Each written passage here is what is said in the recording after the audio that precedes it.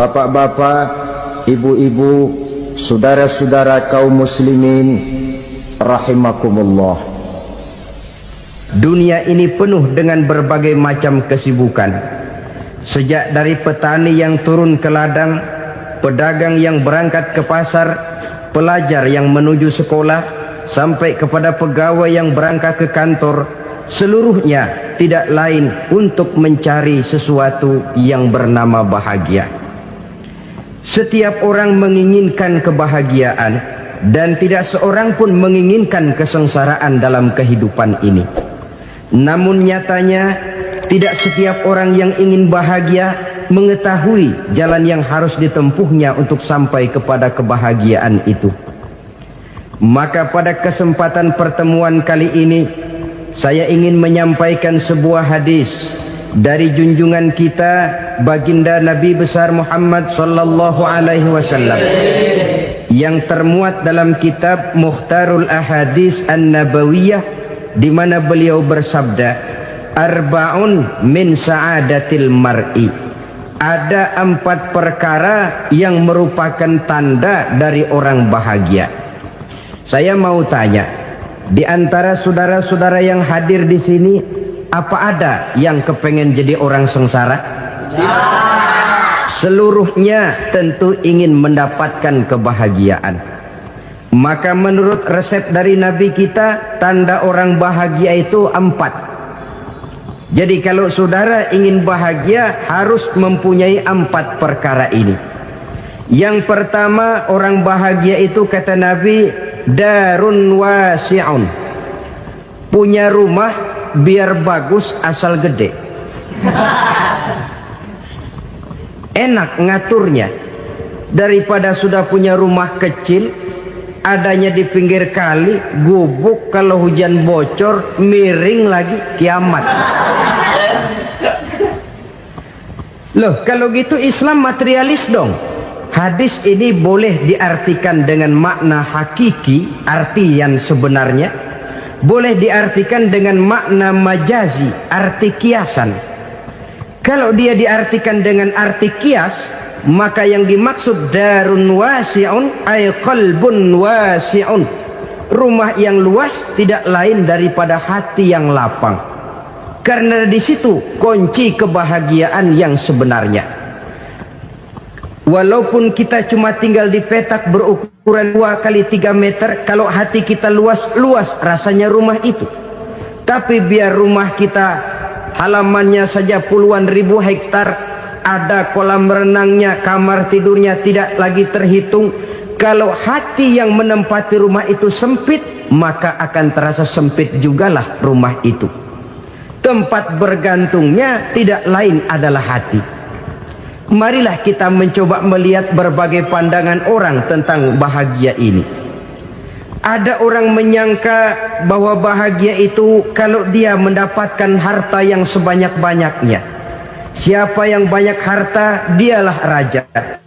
Apa yang dia mau, seluruhnya bisa dibeli. Keamanannya, dia bisa menyewa petugas. Seluruh fasilitas untuk menyenangkan kehidupannya bisa dibeli. Pendeknya, hartalah segala-galanya dalam kehidupan. Sampai ada pepatah mengatakan, innad darahima fil amakini kulliha taksur rijala mahabatan wa jalala. Sesungguhnya harta, dinar, dirham, uang di mana-mana selalu bikin hebat orang yang memilikinya. Coba lihat, orang yang punya duit sama yang enggak punya duit, jangan gaya hidupnya, gaya jalannya aja lain. Wahia lisanun liman arada fasahatan, wahia silahun liman arada qitala. Uang adalah senjata yang paling ampuh bagi orang yang mau pergi perang, dan lidah yang paling fasih bagi orang yang mau bicara. Kalau bicara dengan lidah macet, cobalah bicara dengan harta, lancar. Sampai ada pepatah demikian, segalanya bisa diatur dengan harta.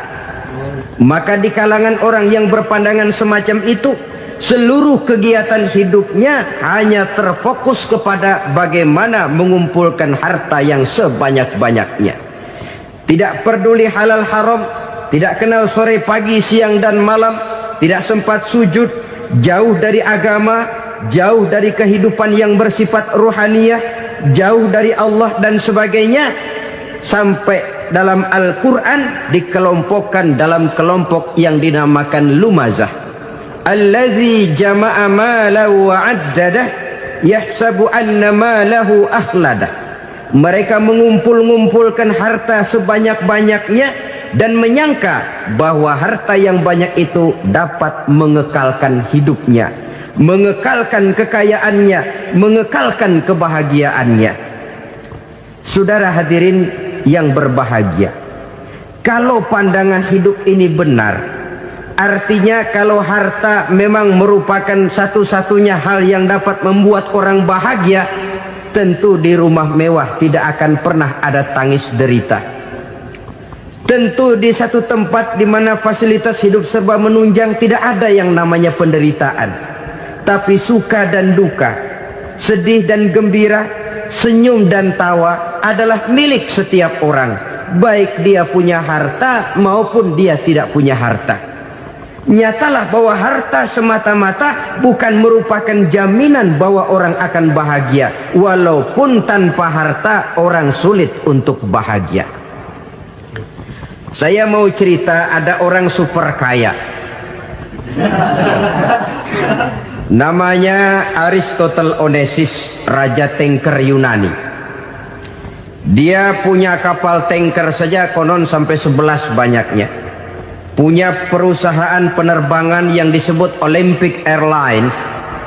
Punya hotel di berbagai kota besar di dunia ini, sejak dari New York, London, Paris, Rome dan sebagainya. Bahkan punya pulau yang dia namakan Pulau Scorpio. Ini kan namanya sudah kaya nggak tanggung-tanggung, punya pulau. Nah, dia punya 2 orang anak, yang satu laki-laki namanya Alexander, yang satu perempuan namanya Maria Onesimus. Seluruh harapannya tertumpah kepada anak lakinya Alexander ini, yang akan meneruskan usahanya, meneruskan kekayaannya, meneruskan dinastinya. Apa yang terjadi? Ternyata anak yang dia harapkan yang bernama Alexander ini mati muda dalam kecelakaan pada waktu dia olahraga. Apa olahraganya? Namanya olahraga anak orang kaya, golongan jet set. Olahraganya olahraga pesawat terbang. Jatuh, ya nggak kapungut, habis mati. Tinggal satu anak perempuannya, Maria Onesimus. Tapi anak perempuan ini juga malah urakan. Terakhir dia pacaran, bahkan kemudian kawin sama orang Rusia. Rupanya Aristotle Onesimus ini broken. Kekayaannya yang berlimpah ruah, perusahaannya yang begitu banyak, siapa yang akan meneruskan? Siapa yang akan menggantikan? Sampai kemudian dia mengurung diri di Pulau Scorpio dan mati di sana secara mengenaskan. Seorang multi jutawan, seorang yang super kaya, mati menyendiri di pulau sepi. Ibarat kata pepatah, anak ayam mati di lumbung. Bukan kekurangan makanan, keurugan makanan. Begitu kehidupan Aristotle Onesimus. Dan banyak orang-orang yang sudah demikian kaya sampai dibingungkan oleh kekayaannya sendiri. Telusurilah kehidupan David Rockefeller misalnya, Henry Ford misalnya, Adnan Khashoggi misalnya. Multi jutawan yang kadang-kadang dibuat keder oleh kekayaannya sendiri. Pantas ketika Imam Ali ditawarkan orang, "Ya Ali, kalau kepadamu disuruh pilih ilmu atau harta, kau pilih mana?" Ya jelas pilih ilmu dong. Kenapa? Pertama, ilmu kalau kita berikan kepada orang lain tambah. Tapi harta kalau kita berikan kepada orang lain kurang. Saudara punya uang 10.000, dibagi orang 5.000, jelas uang saudara berkurang. Tapi saudara punya ilmu, diberikan kepada orang lain bisa, saudara pun makin mantap. Tidak lantas jadi bodoh karena ngajarin orang. Saudara bisa Fatihah lalu mengajarkan orang Fatihah. Orang bisa, saudara pun makin hafal. Tidak lantas setelah diajarin orang ilmunya hilang. Begitu datang dia minta orang, tolong ajarin saya Fatihah. Udah habis, nggak ada.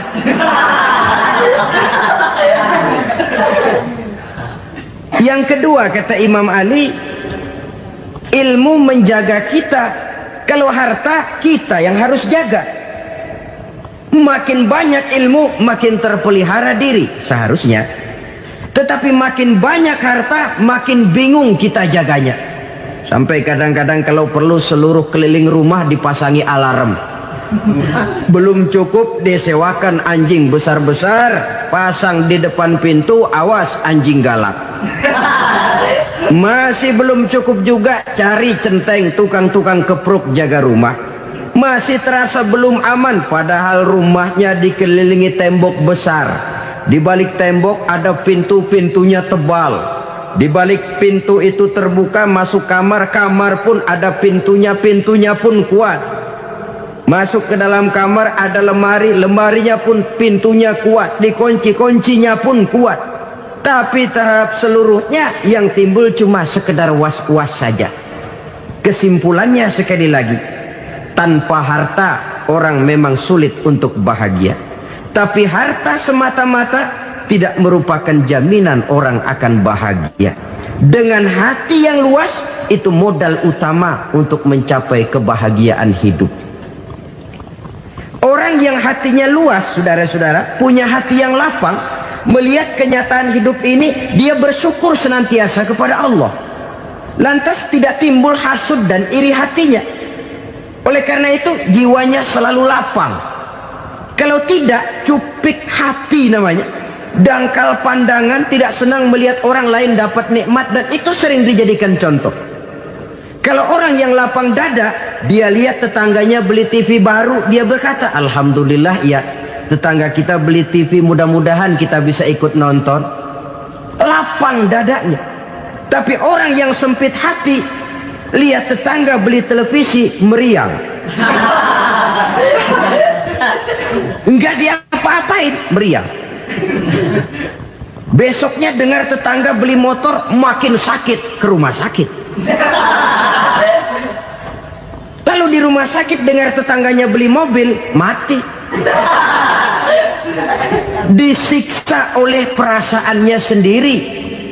Orang kalau hati sudah sempit dalam hidup, kemanapun dia pergi, sempit rasanya medan kehidupannya. Kemudian kita melihat juga ada orang yang menilai bahwa bahagia itu katanya kalau punya kedudukan yang tinggi, pangkat yang agung, wibawa yang besar. Mungkin betul, tapi mungkin juga tidak. Bergantung kepada hati orang yang punya pangkat itu. Sama dengan harta tadi. Harta akan membawa bahagia kalau dia jatuh ke tangan orang yang berhati lapang. Tapi harta akan jadi bencana kalau jatuh ke tangan hati orang yang sempit. Pangkat akan membawa bahaya kalau jatuh di tangan hati orang yang sempit. Lebih dari itu, kenyataan mengajarkan kepada kita bahwa ternyata pangkat dan jabatan tidak selamanya memberikan kebahagiaan dalam kehidupan. Bahkan resikonya kelewat besar. Beberapa bukti kita bisa ambil dari para pemimpin dunia yang menjadi korban lantaran pangkat dan jabatan yang disandangnya. Saudara ingat Presiden Abraham Lincoln dan John Kennedy dari Amerika? Dibunuh orang. Park Chung-hee dari Korea Selatan, Ziaur Rahman dari Bangladesh, Anwar Sadat dari Mesir, terakhir Indira Gandhi dari India, menjadi korban dari pangkat dan jabatan yang disandangnya dari orang-orang yang tidak senang dia memegang jabatan itu. Dia akan mudah mengundang bencana. Sehingga pantas kalau seorang presiden terkemuka Amerika, Harry Truman namanya, dia mengatakan jabatan presiden itu, kata dia, seperti orang nunggang macan, naik macan. Harus kita taiki, kalau enggak dia bakal nerekam kita, ngeri katanya. Adapun orang yang hatinya lapang, Kalau dia menerima pangkat dan jabatan, dianggapnya itu satu kesempatan untuk berbuat baik. Tapi orang yang berhati sempit, menerima pangkat dan jabatan, bukan kadang-kadang menerima, malah berusaha setengah mati mencapai dengan segala cara. Kalau perlu jilat atas, jilat atas.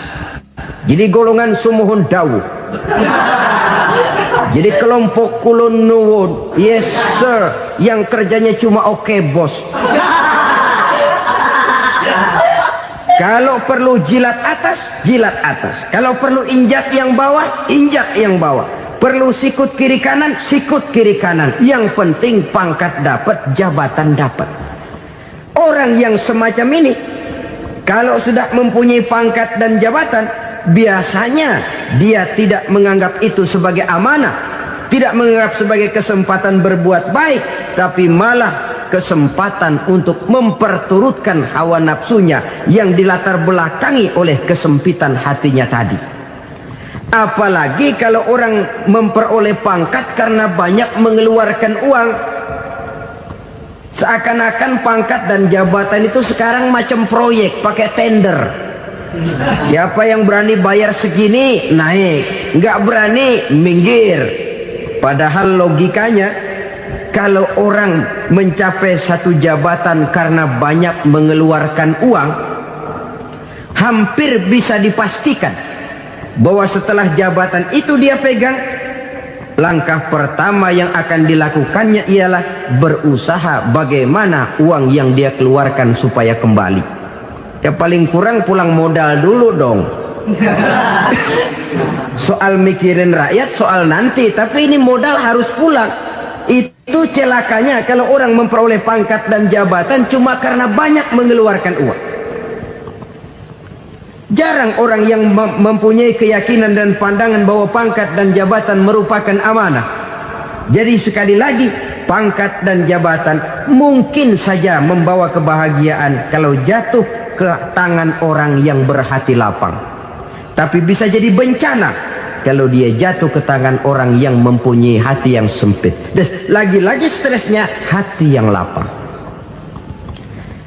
Lalu sebagian orang, saudara, ada yang berpandangan katanya bahagia itu kalau jadi orang terkenal, mempunyai popularitas, menjadi idola di kalangan remaja, di kalangan orang tua, di segala lapisan masyarakat. Padahal makin populer orang, makin terikat dia. Ya kalau macam kita ini kan nggak punya nama, nggak populer, tengah malam buta mau nongkrong di warung Tegal aman.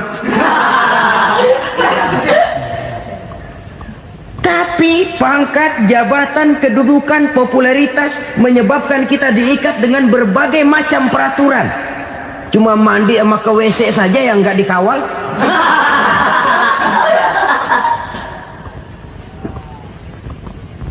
Benarkah popularitas, ketenaran membawa kebahagiaan?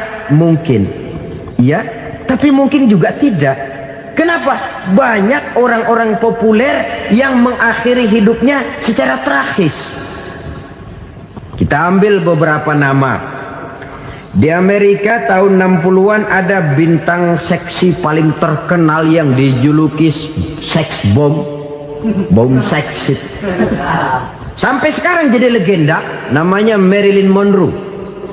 Singkatan double-nya itu inisialnya MM, Marilyn Monroe. Terkenal top sampai dia mati tahun 62, namanya sekarang masih saja dibicarakan orang. Kenapa dia bunuh diri? Tidak punya hartakah dia? Banyak. Kurang populerkah dia? Seluruh dunia mengenalnya. Sejak rakyat kecil sampai pejabat tinggi dia punya hubungan. Kenapa? Jenuh. Dia terlahir dalam keadaan yatim. Setelah itu tidak lama dia berangkat remaja, ibunya meninggal, pindah dari wanita asuh ke wanita asuh sampai 12 orang ibu angkatnya. Dan kekecewaan yang paling parah, setiap laki-laki yang dekat dengannya hanya seperti kapal berlabuh. datang dan pergi silih berganti, padahal dia merindukan seseorang yang bisa melindungi hidupnya. Dia rindukan itu dan dia tidak pernah menemukan. Itu yang akhirnya menyebabkan dia minum pil tidur kelewat dosis, minum obat tidur kebanyakan, ya tidur terus sampai sekarang.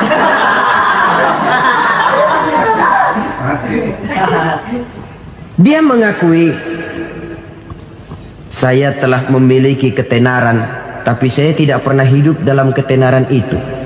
Saya pandai main sandiwara, tapi saya ingin hidup dalam alam yang real sebagaimana umumnya orang. Itu yang dia rindukan. Menyusul jejak yang namanya Marilyn Monroe ini, Billie Holiday, saudara kenal tentu. Di rumah sakit dirawat, dia juga minum obat overdosis, mati lagi. Jimi Hendrix minum obat tidur overdosis kelewat batas, mati lagi. Lalu yang menghanyutkan diri di danau, Janis Joplin dan Brian Jones. Ini orang-orang populer, orang-orang terkemuka yang mengakhiri hidup secara tragis, bukan karena tidak terkenal, mungkin karena sudah saking terkenalnya. Contoh paling belakangan, Bruce Lee. Wah, ini tukang-tukang kepruk tentu kenal siapa dia. Sampai sekarang pun tabir kematiannya masih merupakan misteri. Dan yang masih hidup juga menunjukkan gejala yang aneh. Michael Jackson, rumahnya di Beverly Hills itu dijaga sedemikian rupa, dan dia selalu curiga kepada setiap makanan harus steril, bersih dari segala macam kimia. Kemana dia pergi, itu tukang-tukang kepruk sudah selalu menjaga dan mengawal, dan dia seakan takut menunjukkan mukanya yang asli. Hingga kalau tampil ke tengah di luar show, dia kadang memakai pakaian yang tidak menunjukkan dia yang sebenarnya, takut dikenali orang. Ternyata popularitas sering jadi momok yang meracuni kehidupan manusia. Oleh karena itu, benarlah junjungan kita pada saat beliau mengajarkan orang akan bahagia kalau dia mempunyai hati yang lapang. Nah, sekarang masalahnya untuk mendapatkan hati yang lapang, caranya bagaimana? Kita kembali kepada konsep Quran. Allah mengajarkan, ala inna bi dzikrillahi tatmainnul qulub. Ketahuilah bahwa dengan banyak mengingat Allah, hati akan tenang, jiwa akan lapang. Dengan kata lain, dekat dengan agama, merasakan kehadiran Allah dekat dalam hidup, itu muara pertama untuk mencapai hati yang lapang. Ala inna bi dzikrillahi tatmainnul qulub. Jangan macam orang sekarang ingin mendapatkan ketenangan lalu tapak di puncak gunung, di gua-gua, di tempat sepi. Iyalah kalau nggak ada ular. Kalau tergigit ular berbisa, ketenangan belum, mati jelas itu. Islam positif untuk mendapatkan ketenangan. Ala inna bi dzikrillahi tatmainnul qulubi. Bahwa ketahuilah bahwa dengan banyak mengingat Allah, hati akan tenang, jiwa akan lapang, nuansa pikiran akan luas. Karena yang namanya bahagia ada dimanapun manusia berada. Di kampung ada bahagia, di kota ada bahagia, di ngarai, di lembah, di gunung, di hutan, di lautan, di angkasa luar, dimanapun bahagia itu ada kalau kita bermodalkan hati yang lapang ini. Dan hati akan lapang kalau kita dekat dengan agama. Dekat dengan harta buat sementara hati mungkin tenang, tapi ketenangan yang relatif dan temporer. Apalagi orang tiap kali tambah harta, tiap kali tambah rencana, itu wajar. Mungkin sebelumnya saudara berpikir, kalau punya duit 5.000 enak nih. Begitu punya duit 5.000, aduh sayang kalau 10.000 aja. Tiap kali tambah harta, tiap kali lain rencana. Makin banyak rencana, makin menjauhkan kita dari yang namanya ketenangan. Padahal ketenangan merupakan unsur utama untuk mencapai bahagia. dan ketenangan itu bermuara dalam hati manusia. Tengoklah kehidupan ini. Orang yang banyak harta dengan orang miskin, berbedakah rasa sakit yang mereka tanggungkan? Rasanya tidak. Walaupun si kaya tidur di kasur empuk berselimutkan sutra mahal, sementara si miskin meringkuk di balai bambu yang keras dan kasar.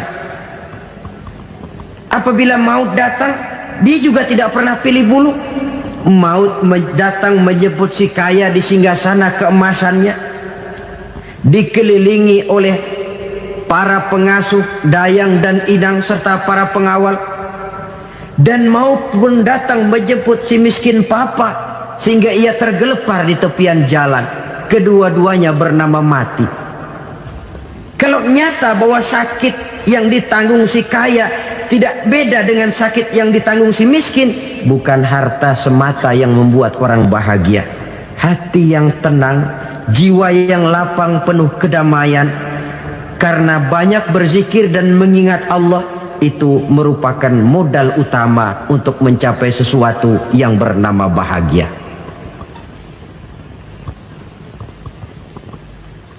Saudara hadirin yang saya hormati, inilah yang pertama dari 4 ciri yang digambarkan oleh Nabi tentang tanda-tanda orang bahagia. Dan harus berangkat dari yang pertama ini, hati yang lapang. Ini yang harus kita miliki lebih dahulu. Baru nanti akan menyusul kepada poin yang ketiga, kedua, dan selanjutnya. Sebab kalau hati sudah terisi dengan jiwa yang lapang, seluruh persoalan insya Allah akan bisa kita atasi dengan sebagaimana mestinya. Yang kedua sekarang, tanda orang bahagia menurut baginda Nabi, markabun syariah. Orang bahagia itu, kata beliau, punya kendaraan biar cepat asal lancar. Artinya kemana dia mau pergi mudah. Apa maksud hadis ini? Kalau kita kaji lebih dalam, kendaraan itu kan alat transportasi. Transportasi tidak lain adalah usaha memudahkan komunikasi. Pindah dari situ kepada teori bahwa manusia adalah zon political, makhluk bermasyarakat yang tidak bisa memenuhi kebutuhan hidupnya secara sendirian. Kita memerlukan keberadaan orang lain dalam kehidupan ini.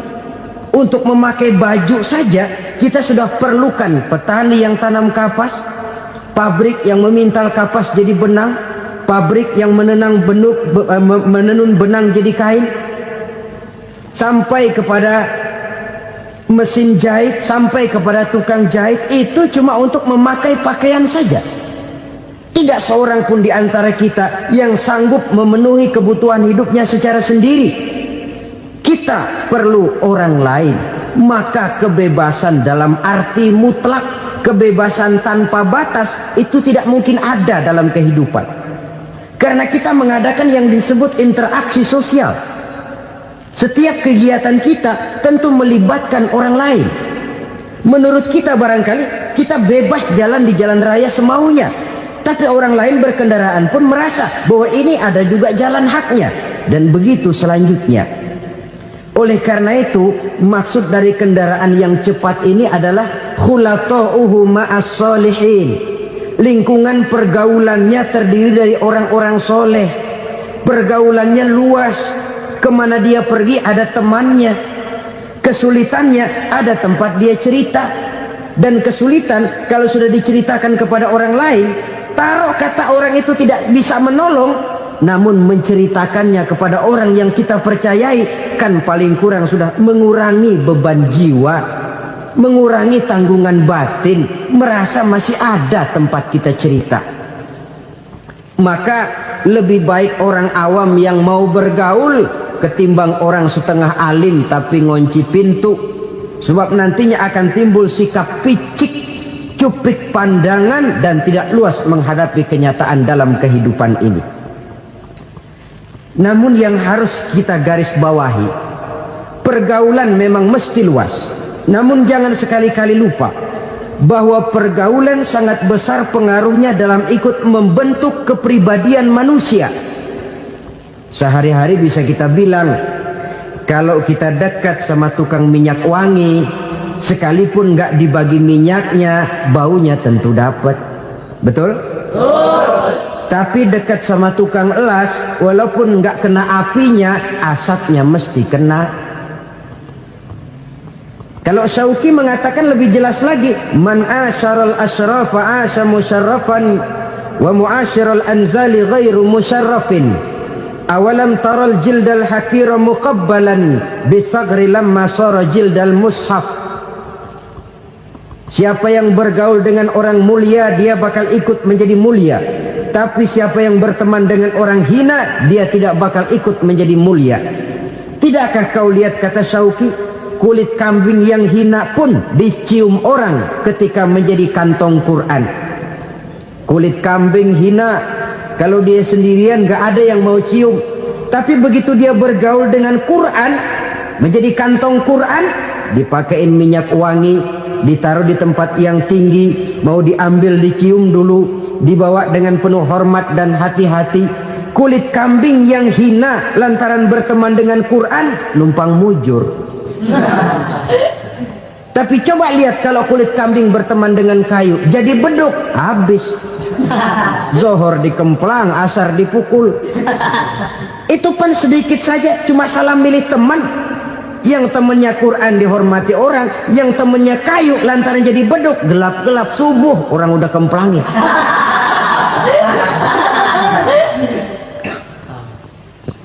Maka terutama kepada adik-adik remaja yang masih mencari identitas diri, yang ibarat kaset masih kaset kosong, mudah diisi oleh apapun, pandai-pandailah memilih teman dalam bergaul. Karena banyak orang yang tadinya baik-baik, ketika terseret dalam pergaulan dengan orang yang tidak baik, kebaikannya menjadi lentur dan luntur. Tapi berapa banyak bajingan-bajingan tengik, orang-orang yang berlumur noda dan dosa, tiap hari melakukan maksiat, namun bergaul dengan orang yang baik-baik, pada akhirnya sedikit demi sedikit beringsut dan berangsur dia terbiasa mengikuti kebaikan-kebaikan.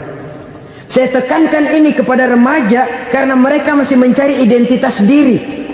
Apa yang mereka lihat mereka mau, apa yang mereka dengar mereka ingin tahu. Coba lihat kehidupan remaja. Pulang nonton film Rambo, pengen jadi Rambo, gagah, maunya belekai melulu. Pulang nonton film Superman, pengen bisa terbang. Pulang nonton India, nyanyi melulu. Wajar, mereka masih mencari identitas diri. Saya ini sebenarnya siapa? Lingkungan, pergaulan akan membentuk itu. Karena itu pandai-pandailah bergaul, karena ia sangat besar pengaruhnya dalam ikut membentuk kepribadian manusia. Apalagi sifat yang jelek lebih cepat menularnya ketimbang sifat yang baik. Sifat yang baik, watak yang soleh itu lambat sekali untuk menular. Tapi yang tidak baik, kan prosesnya mah kalau remaja biasanya mula-mula dengar. Karena dengar lalu pengen tahu. Karena pengen tahu lalu ngeliatin. Begitu ngeliatin kan pengen nyobain. Setelah nyobain ketagihan. Nah, ini prosesnya. Yang namanya ganja, morfin, narkotik, awalnya kan begitu. Mula-mula dengar, katanya kalau sudah fly to the sky, sudah melayang ke langit, katanya disitulah puncak kebahagiaan. Mulanya cuma dengar. Karena dengar pengen tahu. Karena pengen tahu lalu ngeliat, kumpul sama orang yang suka ngeganja. Setelah ngeliat, nah pengen ngerasain.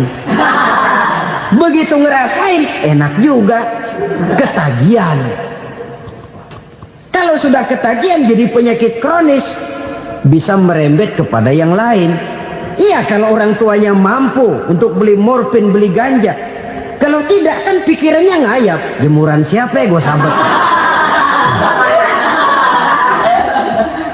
Timbullah perbuatan-perbuatan negatif yang bermula dari salah pergaulan.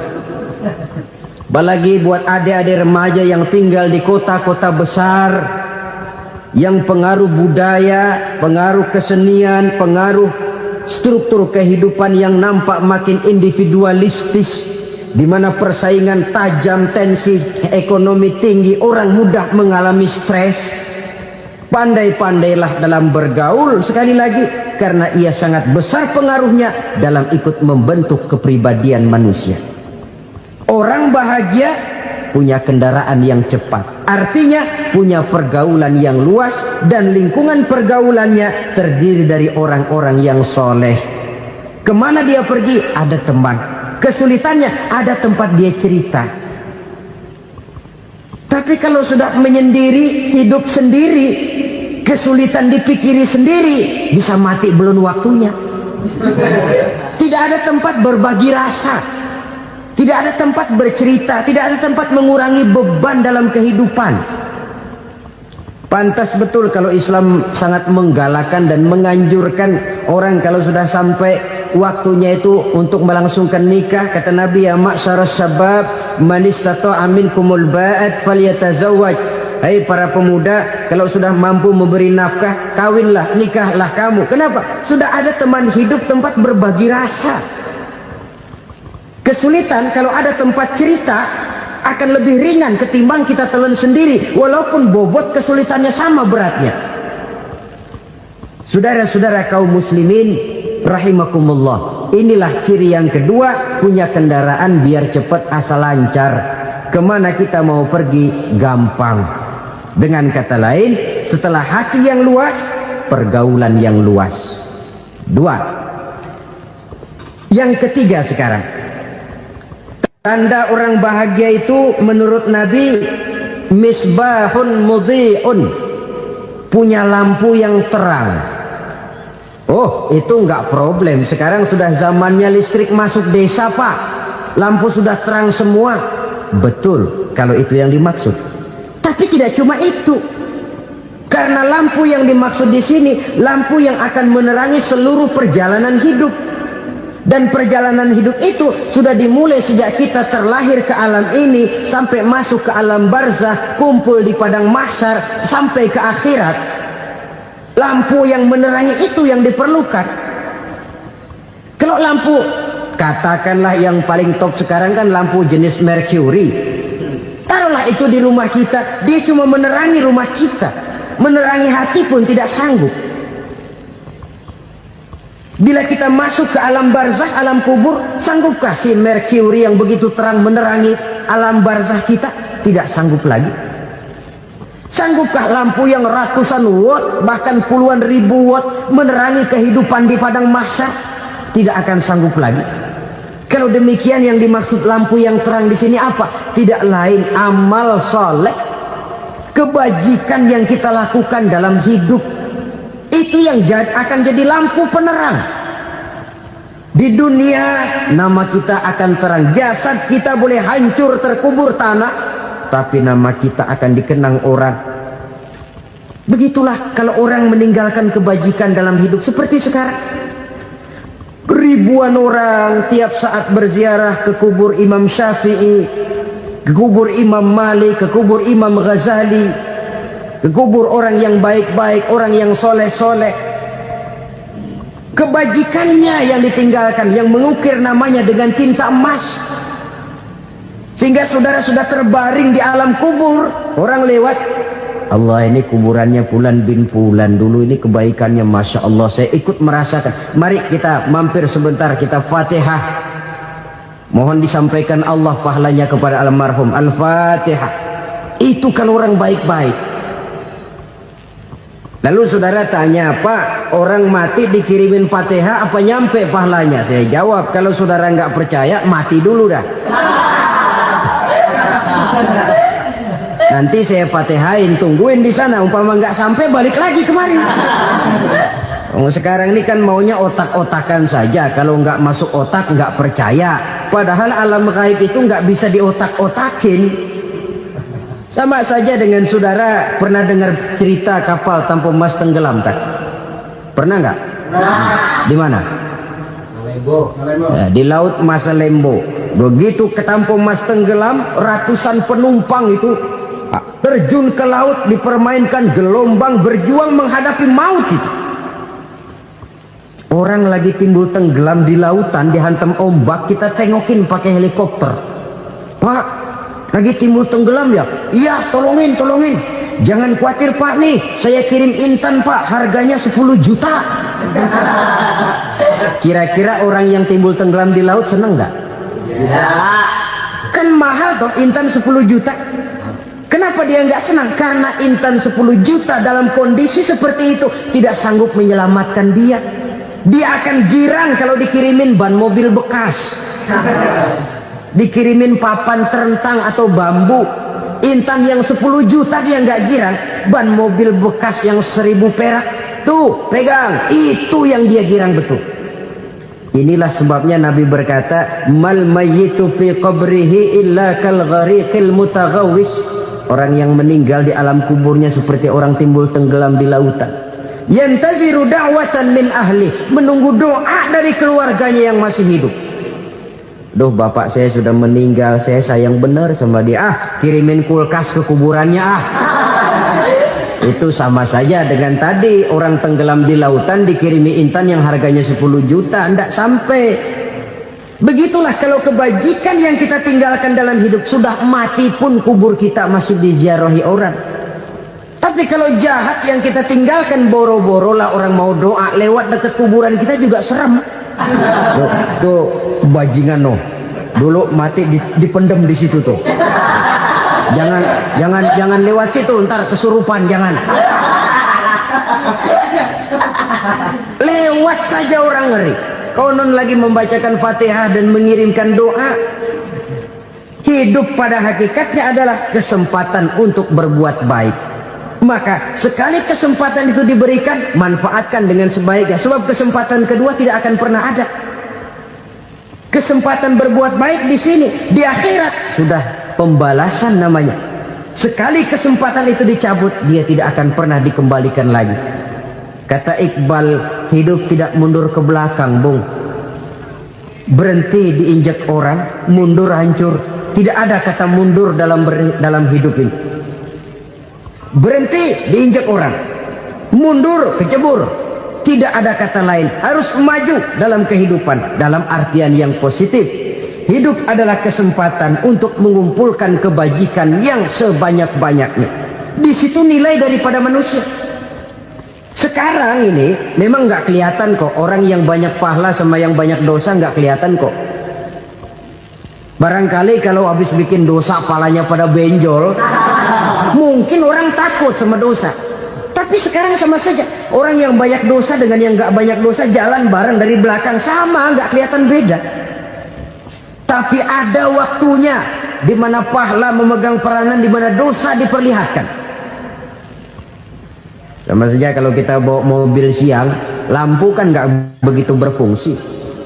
Apa lalu bilang, alah ini lampu berat-beratin, copot-copotin aja dah. Tidak perlu begitu. Kenapa? Pada suatu saat malam senja akan datang. Bila matahari terbenam, senja pun datang, gelap mulai merayap, disitulah baru terasa perlunya lampu. Pahala begitu.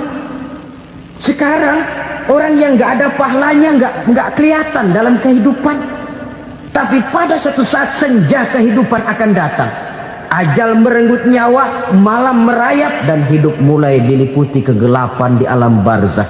Dikala itu kalau nggak punya lampu, alangkah malangnya kita. Sebab amal yang baik, kata Nabi, di alam barzakh itu akan diciptakan menjadi perempuan yang cantik menemani kita. Amal yang jahat akan menjadi orang yang paling jelek nemenin kita. Udah di tempat gelap yang nemenin jelek.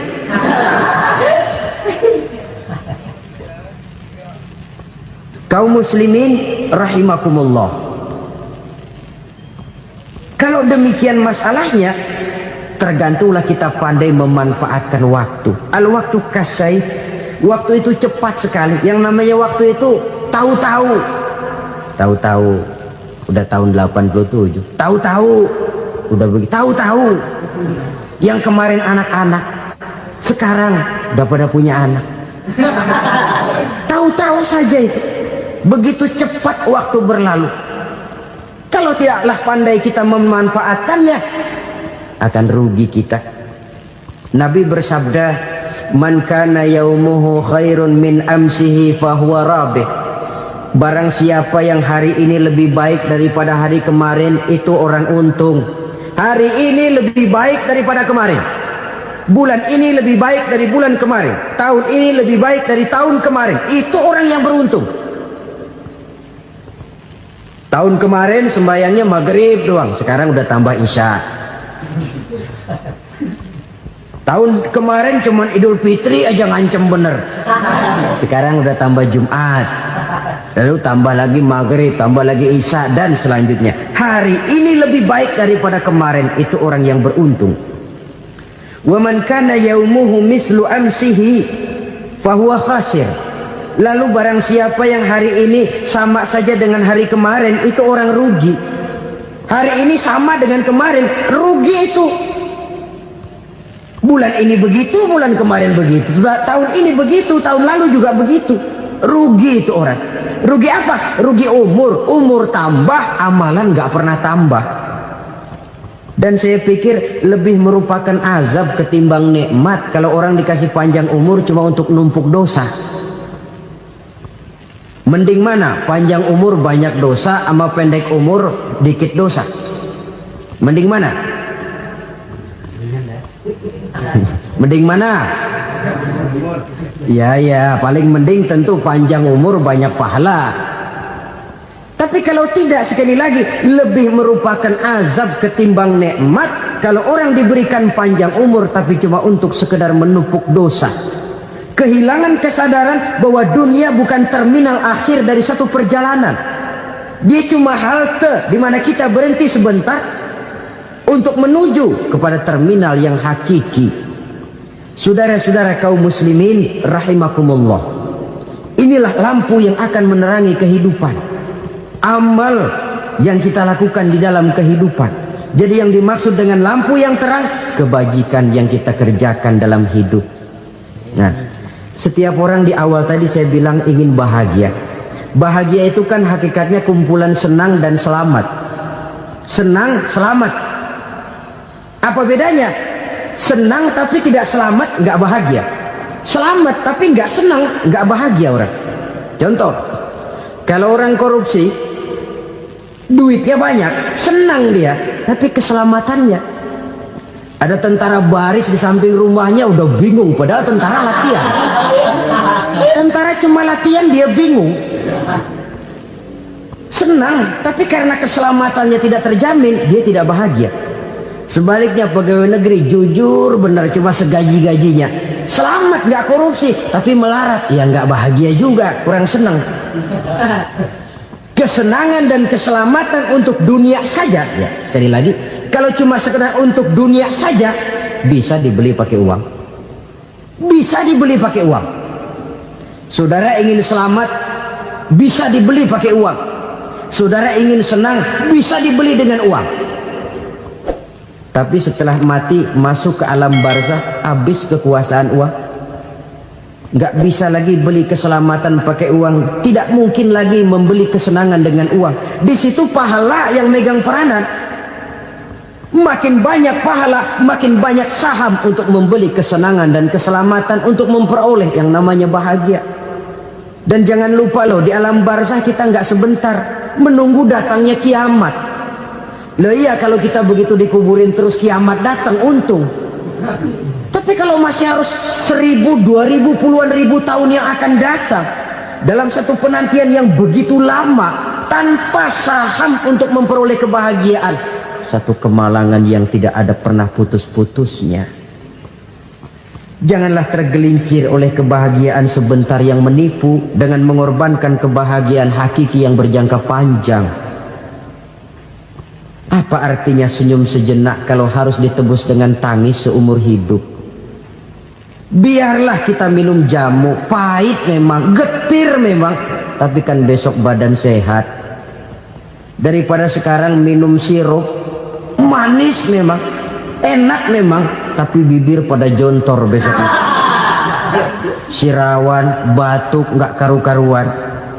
Banyak orang tertipu oleh kesenangan yang sebentar, padahal laisa kullu ma yalma'u zahaban. Belum tentu semua yang berkilat itu emas, belum tentu semua yang gemerlap itu intan. Karena itu marilah manfaatkan kesempatan yang diberikan Allah ini untuk mengumpulkan kebajikan yang sebanyak-banyaknya. Yang terakhir sekarang, yang keempat, tanda orang bahagia kata Nabi. Zaujatun salihah. Orang bahagia itu tanda yang keempat kata Nabi, punya istri biar cakep asal taat. Sudah surga itu gitu. Cakep taat. Istri kayak gitu, kalau belum mati jangan dikuburin dulu.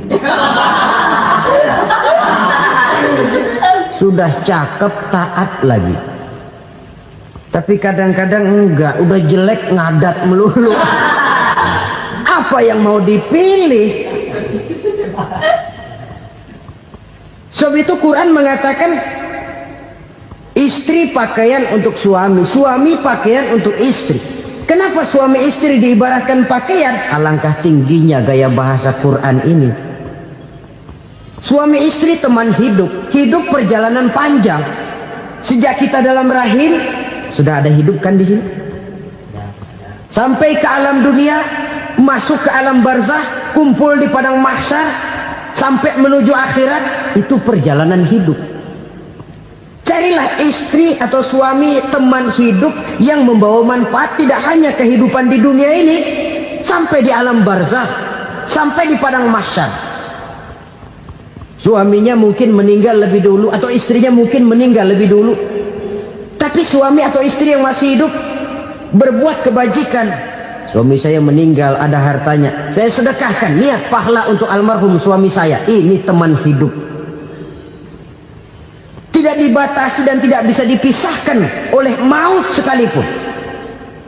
Zohirnya mungkin pisah, badannya mungkin pisah, tapi hatinya, jiwanya, kebersamaannya dalam menghadapi kehidupan.